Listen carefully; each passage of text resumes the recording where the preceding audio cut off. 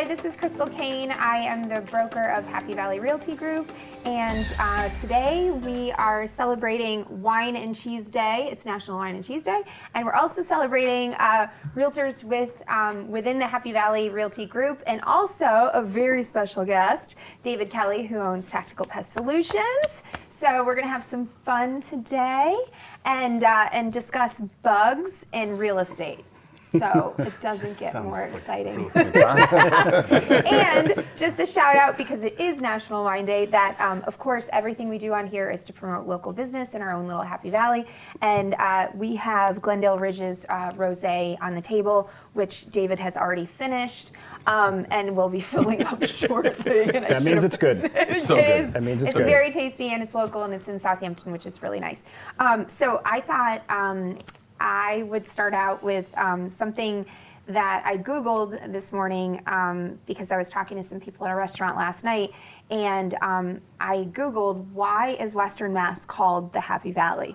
And I don't know if you guys know this, and this is kind of a precursor into real estate, but it came up actually as a true Google term, even down to the brewery had used it during hundreds of years ago, had made it a couple hundred years ago. I don't have exact facts, but they said due to the area's strong academic presence and perceived quality of life, the beauty, the schools, the history, the academics, and it is also an area of stability. And my lead into that will be in a few minutes, which has to do with some market volatility and the softening of market. And personally, I started during the 2008 kind of crash and 9. And we all kind of started at different times in our real estate career. David's also a realtor. So I thought it would be interesting to talk about why we always are in this kind of happy bubble. And so we'll get there. But let's have a glass and talk about bugs. Okay. So Starting with the bugs. Start with the bugs. So I have a fun little game that I like to call Name That Bug. Oh, boy. So here we go. I'm going to show, this is mostly for David because we're going to try to trick him up. Okay. Oh, shoot. Let me fill this back up. Yeah. So we're going to put him out here so people Put can me see. on the spot. Did you see it? Did you see it? A little bit. I see okay. it now. Okay, and then I have little fun facts in case you didn't know, because maybe you don't even know what you do. Challenge accepted. All right, what do you think that is? That is a termite. Mm-hmm. A subterranean.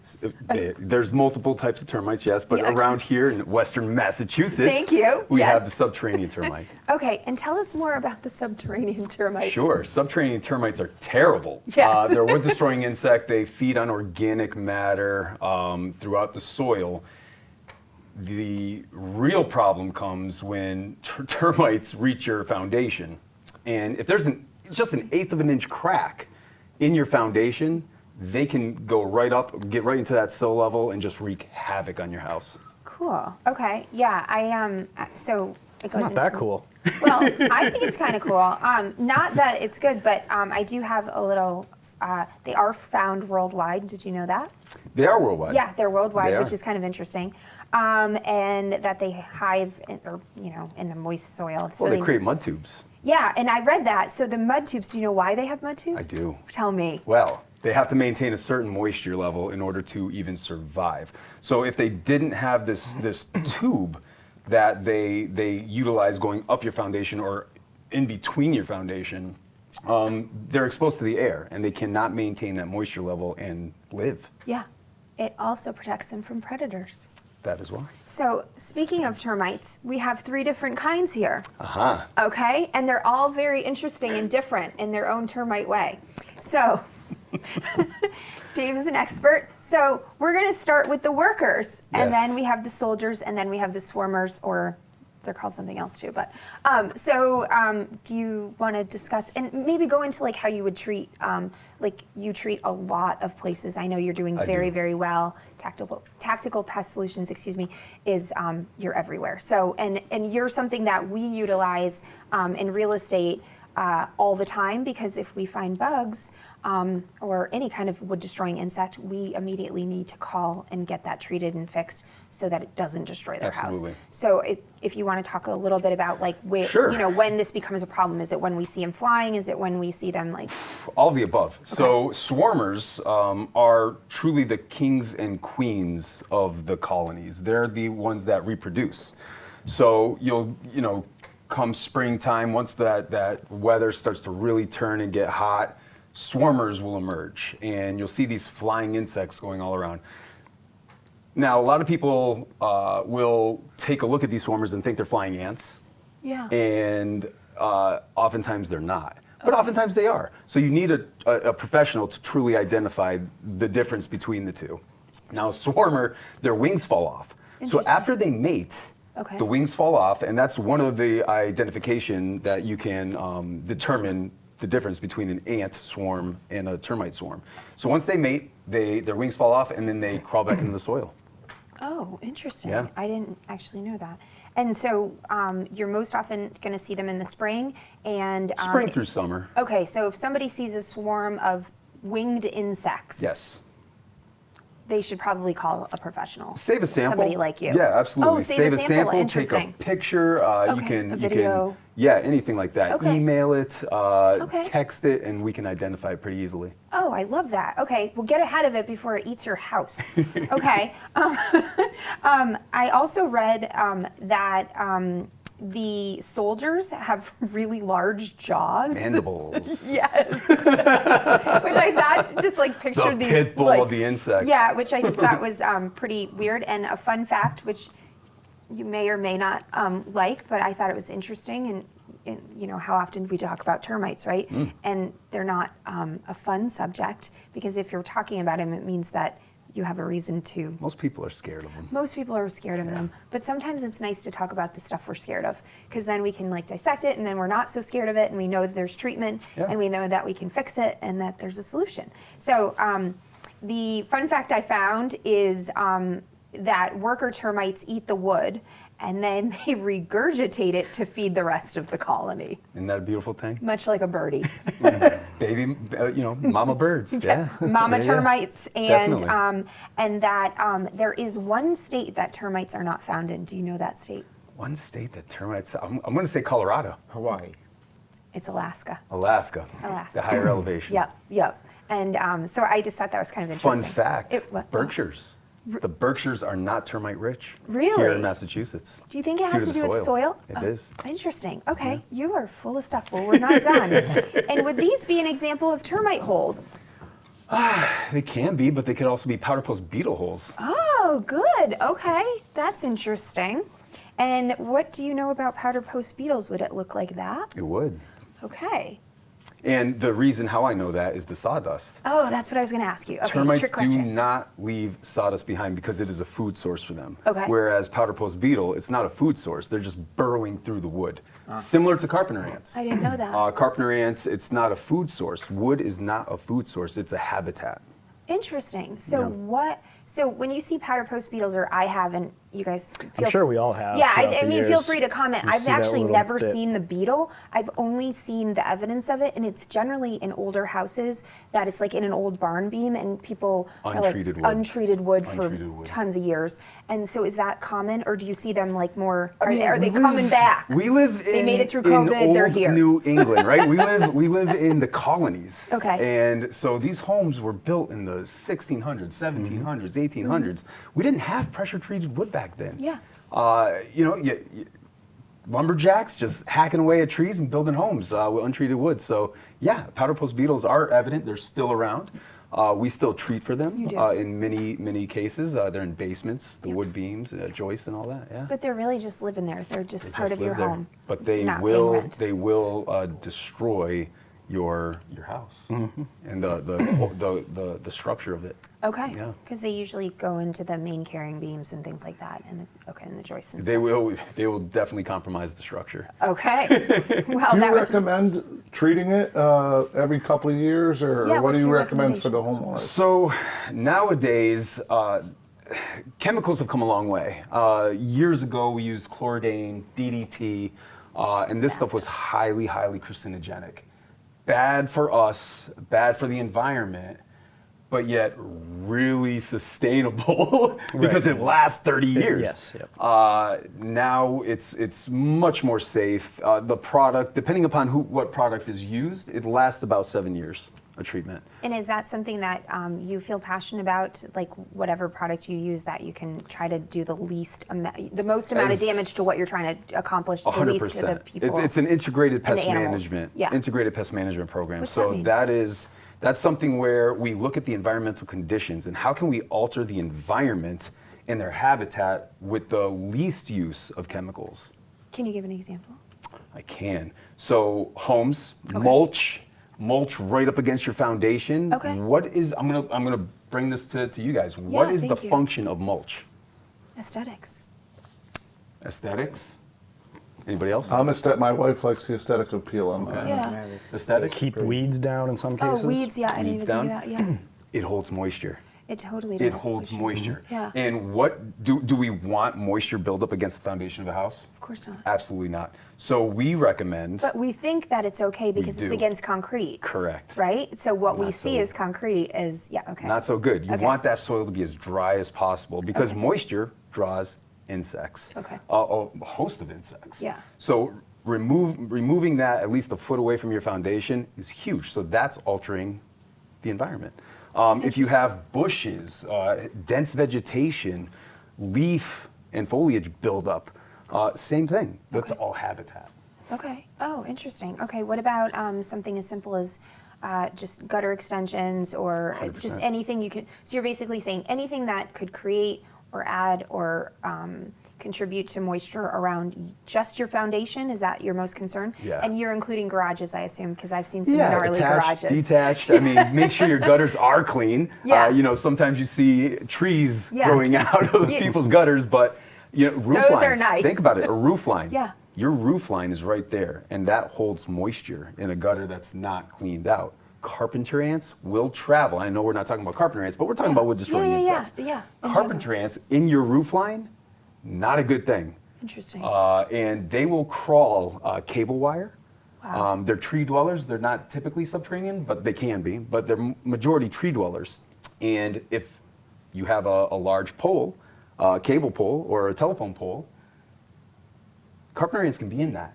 It's interesting. And they can infest that. And then they can travel that wire all the way to your house, get in your roof line. Wow. Because the moisture draw if you don't have clean gutters. Has in a real estate experience, I know it's kind of this stuff is actually kind of interesting. In a real estate experience, has anybody here ever been into a house where the inspector said, "We got to go"? Because it's ready to collapse. Not that bad. Oh, okay. Apparently it's Thankfully, just not me. that bad. And he was like, "We gotta go," and I was like, "What's happening?" And everything looks fine, right? But it wasn't, and it was ready to just. Yeah. So old house out, Granville. Actually, it was in Granville, and it was a long time ago. But we had to book it. It was kind of a big deal. There was one on Western Ave, and they You made had us, one? Yeah. Okay. They made us leave. And I don't think insurance covers. I can't say for sure, but I've read some things that I don't think insurance will cover if you. Oh, for insect No. issues, I don't believe they do. Here in Massachusetts. Yeah, that's what I'm saying. I don't think, Yeah. I mean, we see the pictures of tents over houses in California and things like that. And we don't do that here. We do not do that here because you're. We don't fumigate. I like Massachusetts does not fumigate. that. Good. Yeah. Good. We're trying to keep the chemicals low. Is there anything natural that you can do? Oh, plenty of I mean, I mean, not honestly, not with as termite a or- total treatment, but anything that the average homeowner can do. I know that I've heard of certain animals don't like cinnamon or spearmint or peppermint lavender. oil, Yeah. Is there, basil, all sorts of. it won't kill different- it, but it will deter. Okay. And it, to a degree. Okay. To a degree. You still. Chemical is typically required when there's infestations. Okay. And when you want to repel, we're not power washing or pressure washing a home in a pesticide. We call it striping. So we're striping the foundation, we're striping the joints in where the siding are, and we're treating around egresses. So we're not pressure washing with a pesticide. It's very controlled. Okay. And it's done, the chemical mixture is done in a safe but yet effective manner. So you can be home. You Yes. can be. Yes and no. It depends on what we're treating for. Okay, Yeah. all right. And it depends on what the label says. We have Okay. to follow the label. Okay, that's interesting. Okay. I have another one for you. I know that guy. Yes. I Okay. know that fella. All right. And what would you like to tell us about that, and what is it? Well, people call it wood boring bee, carpenter bee. They drill almost a perfect It's like a perfect. It's 3/4 of an amazing, inch. actually. It's 3/4 of an amazing. inch drill hole. See them on playgrounds often. Like, Yeah. yeah, they're perfect holes. And they typically don't like painted wood. Okay. Typically, they can still affect it. They typically don't like stained wood. Okay. But again, still yet, they can get through it. Yeah. And oftentimes you'll see their excrement. So you'll see the sawdust and this discoloration where their holes are because that's their excrement. Okay. They're just pooping out Lovely. what they're what they're going in. Lovely. And what they do is they drill that hole. They create these little galleries, these little pods, and that's where they have their larvae. So May and August are their peak seasons. May is they're coming in, finding the home and putting in their larvae. And when that larvae hits in August, you have a second population that's coming out. Interesting. Yeah. Yes, I did read that they almost never sting, and that people often, confuse them with just a bumblebee. Bumblebees, yeah. And I found this interesting, and we won't go into hilarious jokes around this. Oh, boy. But I did read, that's not where I'm leading in, but it is a solitary bee, but that they have a shiny, hairless abdomen. They like belly rubs. Yeah, They love belly rubs. Yeah, they they're the more girly, and then the bumblebees are hairy abdomens, so they're more, I guess. And a peak difference with bumblebees are primary pollinators, Okay. and they will not typically, they're And going we to go need into the that. ground. We need and they're much smaller. Okay.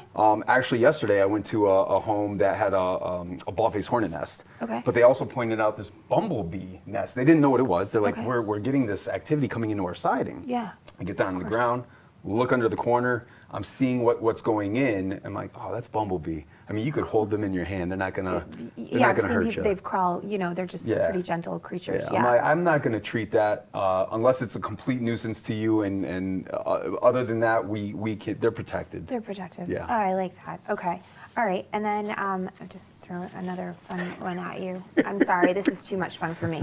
Oh, that's just- lovely. Do you know what this is? I do know what that is all Okay. too well. All right. All What too may well. that be? That is a cockroach. Oh, you are like killing it. That is a cockroach. All And right. there's so many different species of cockroaches. Okay. But truly the bad ones, the ones that are infesting homes, Yeah. apartment units, multi-units, etc., are the German cockroach. And That's interesting. there, you have wood roach, Yeah. you have oriental roach, you have Okay. American roach, and then there's the German roach. That's really Don't ask me how strange. they got their names. I don't know. The little BMWs, like, just like little Audis. But yeah, the German roach is your common household roach, Okay, and they're the interesting. ones that really cause problems. Okay. All right. Any way for people to, obviously don't leave food around and, things like that, but they can happen to anyone. It doesn't mean you're dirty or you're a bad person No, or something. not at all. I think that's like a misnomer that people think, oh my gosh, if I had It is. a cucaracha, then something like terrible was happening, and it's not. It's just, it can happen. Is You're that right. it? Am I right? Because You're 100% I've been in right. really nice houses and I've seen an evidence of like, Oh, I've been in homes in Long Meadow. yeah, like that have beautiful cockroach. homes. And I don't, and please, anyone pipe in, because this is a real estate show too. And Have you guys encountered Yeah, homes like- or showings with Yeah. cockroaches? I've been in beautiful homes, and that's what I'm saying is like, I think there's this idea that it must be dirty, you must be a bad homeowner or something, and I don't Yeah, think there's a that's true stigma at that all. comes with Yeah, that. a stigma, that's what I Yeah.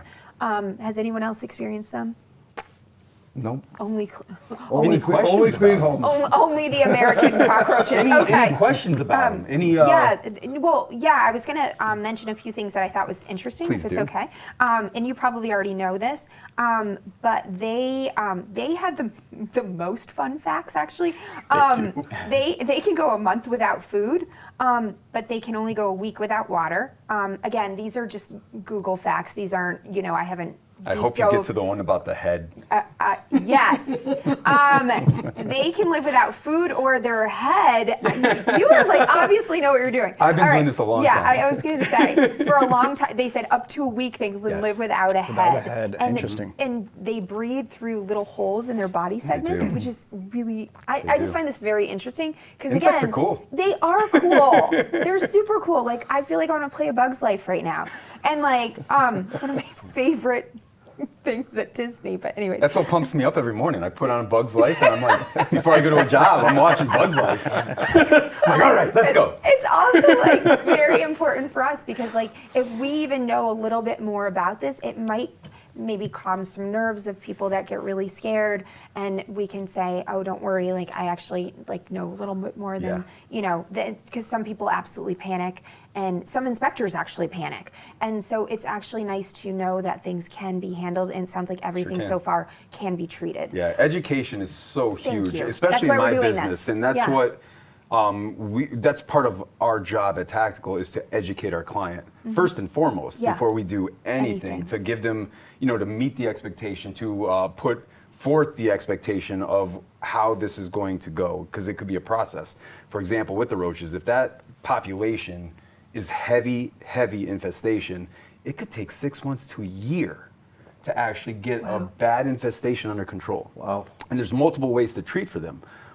There's contact kills, there's flushing agents, and there's what we call the insect growth regulator, which doesn't allow them to shed their skin in order to reproduce. So because they're so multi-generational, if you will, and the egg capsules can be in a wall, in an outlet. I mean, the egg capsules could be in your refrigerator, and we can't get those eggs unless you're opening up walls, right? We can't get to that egg capsule until it pops.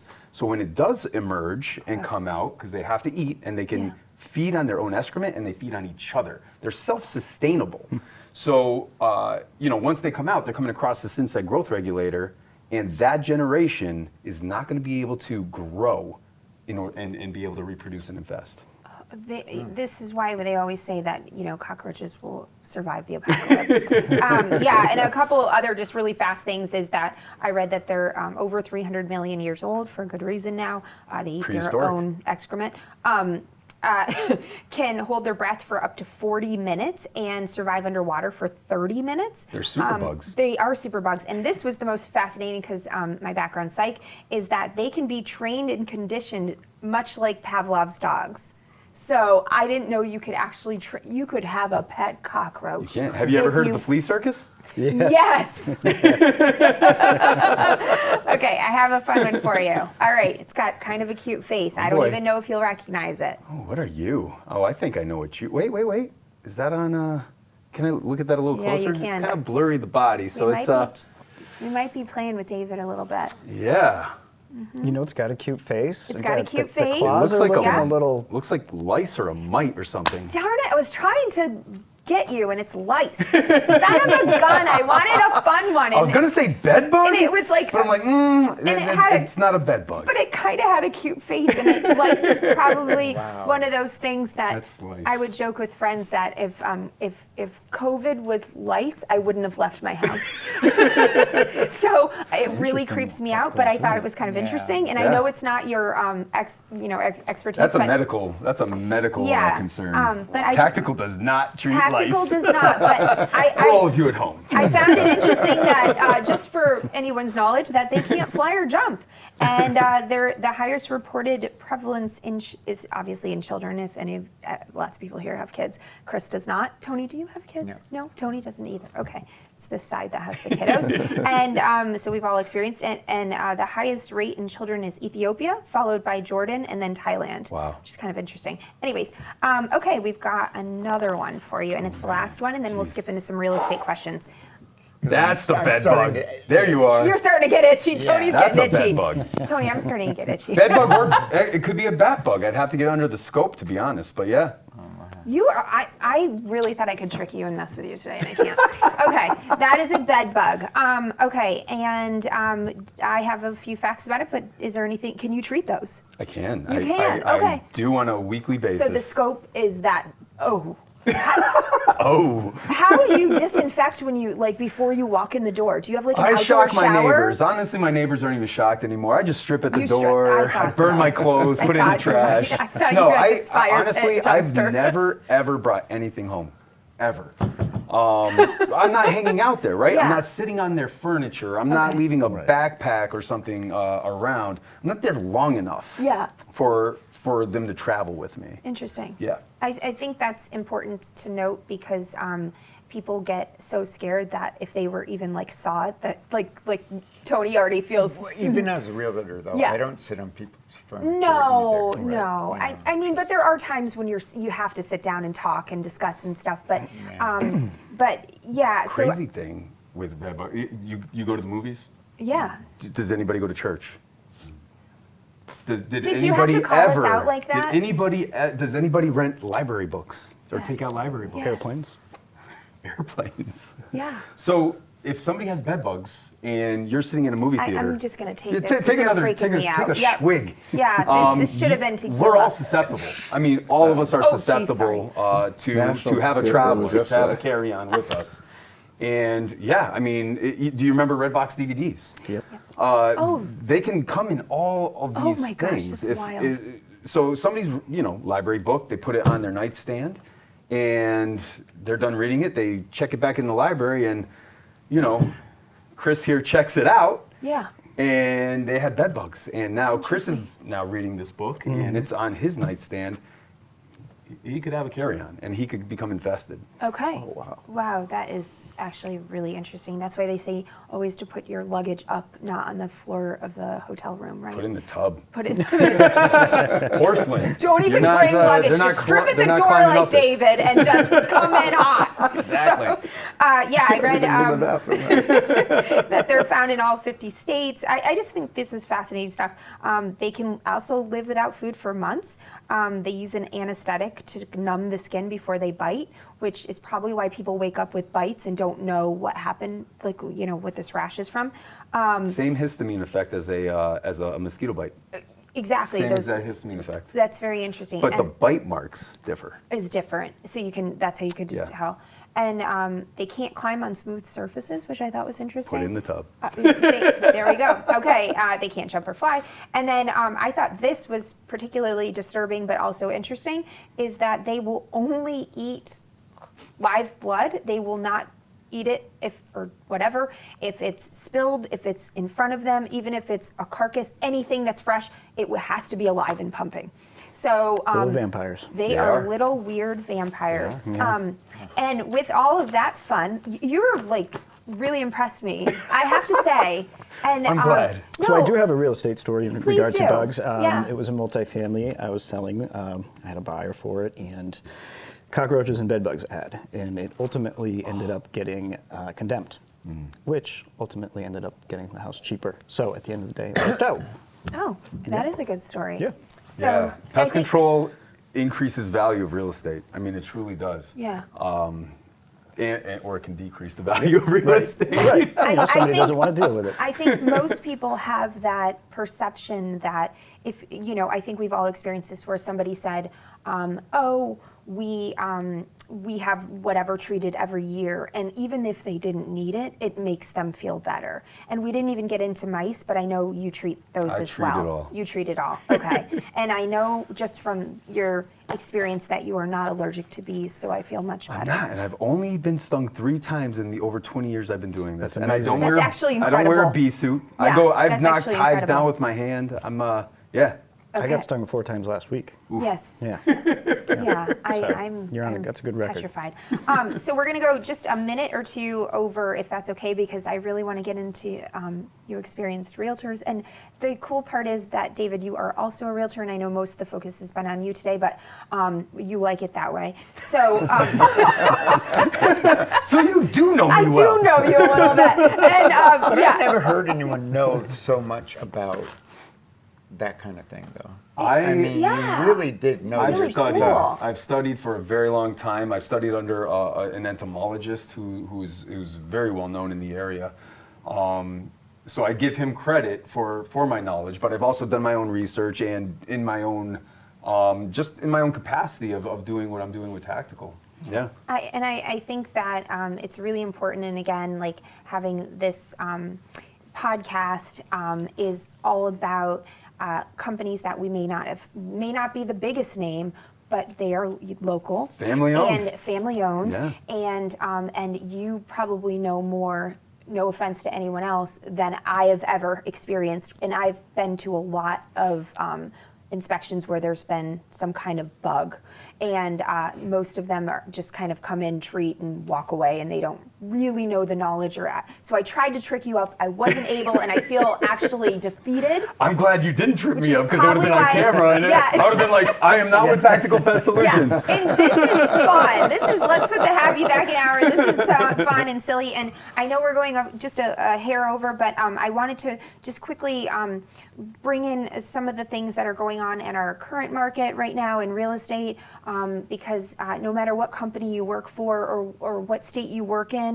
I happen to be licensed in Florida too, so I get to watch that market, which is interesting, and which was a fun thing to note, because David, I know you have a place in South Carolina. Yeah, I do. And I know that Danny loves Siesta Key. And- Absolutely. yeah, and I own a place in Sarasota, and the fastest growing market is Northport, Sarasota, and Bradenton and Punta Gorda in Florida. And next to that is Farmington, New Mexico, and then it goes to Myrtle Beach. There it is. Myrtle Beach. Yes. Golf destination. Different comparison notes, looking at different research about that. Like this was as of April, I read, but yeah, definitely. And I think part of it that I have heard from current clients and past clients who've moved or moved here has to do with no income tax. So if you're ready for retirement, or maybe you're military or whatever, or you're on a pension, not having that extra during a little bit more expensive times right now makes a huge difference. Well, I've got a question for you in regard to Florida, since you're licensed in both states. I feel that Florida is more of a roller coaster ride in the real estate industry than it is here in Massachusetts. It seems to be a little more stable. Thank you, and that was actually what I was going to talk about. So the hardest hit during the housing crash of 2008 was obviously Arizona, California, Florida, Nevada, and that Mass has not been mentioned in the entire list that I kept searching for. So that brings us to this kind of Happy Valley bubble, and why I started the program asking, like, Googling or Googling, why Happy Valley, and then also talking to people at restaurants and finding out, oh, somebody moved from New York. Why did they move from New York? And they pretty much described everything that was within it, which was, we did a ton of research and we found that this was going to be the best place for us because of all kinds of things: schools, farming,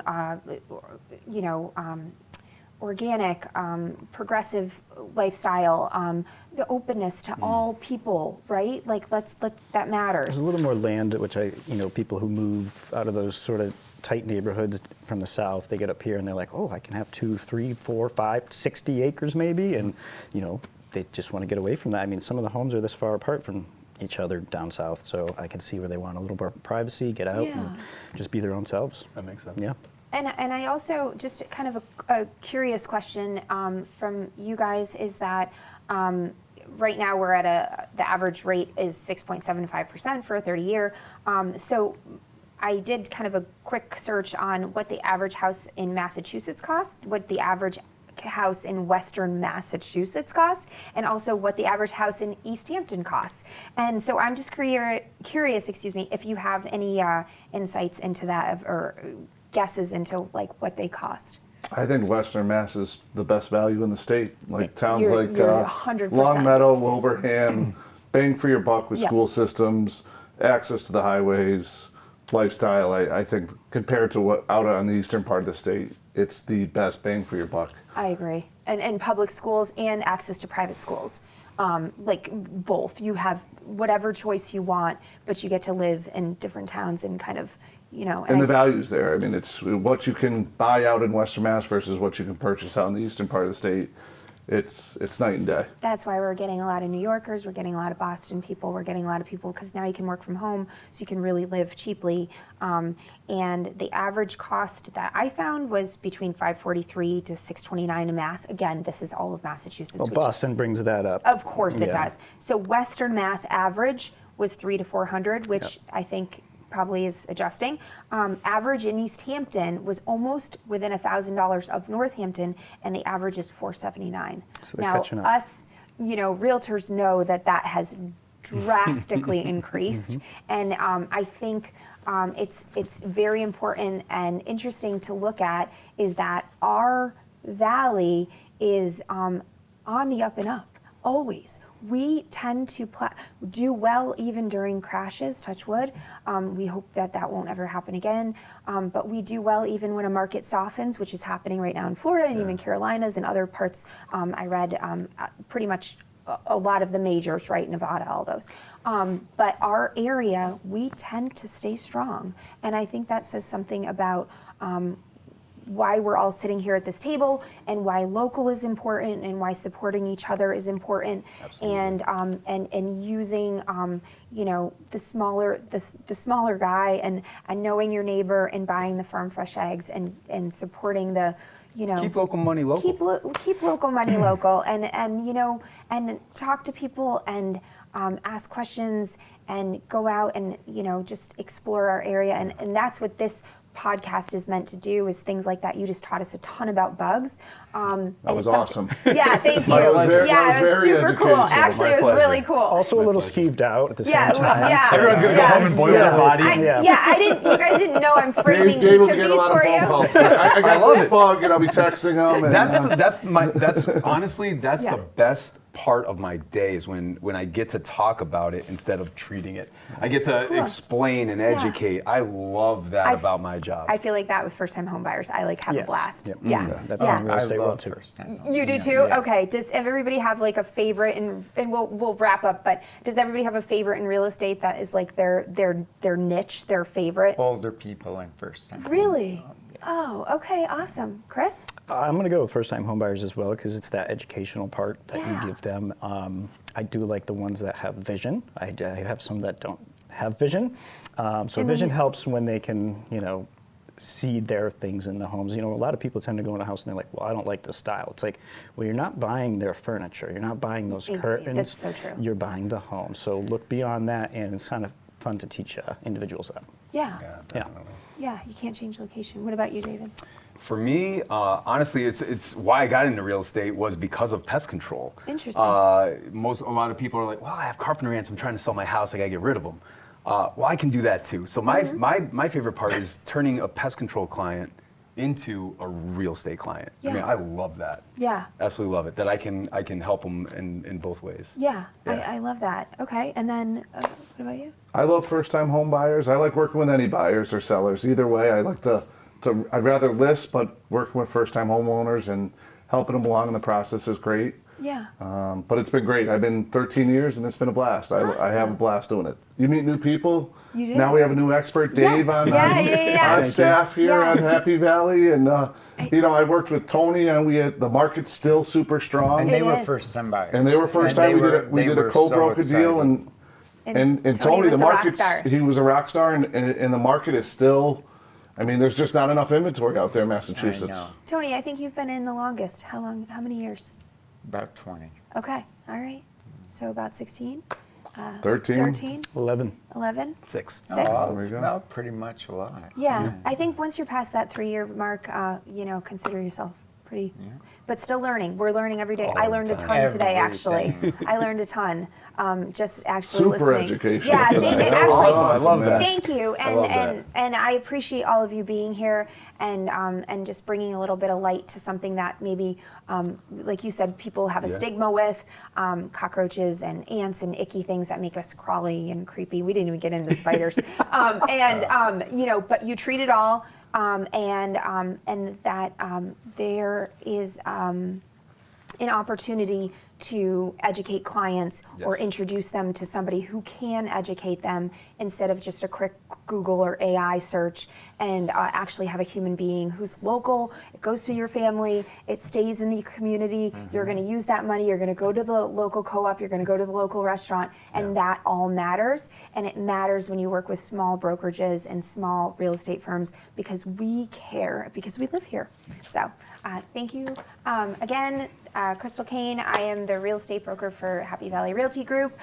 This is Danny Britt, David Kelly. The famous. The famous bug connoisseur, Christopher Childs, and Tony Petrucelli. And I want to thank you all. And this is Let's Put the Happy Back in Hour, because that's what we're doing. And it's Wine and Cheese Day. So have some fun today. It's Friday. Cheers. Cheers. Cheers. Cheers.